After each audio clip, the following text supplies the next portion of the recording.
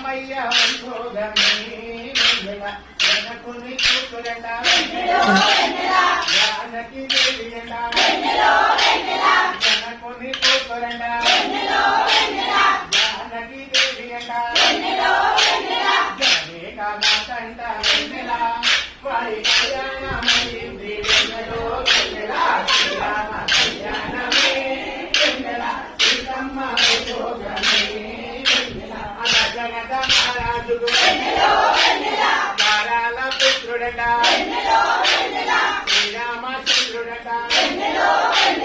వీరాది వీరుడట సీతా సమేతుడట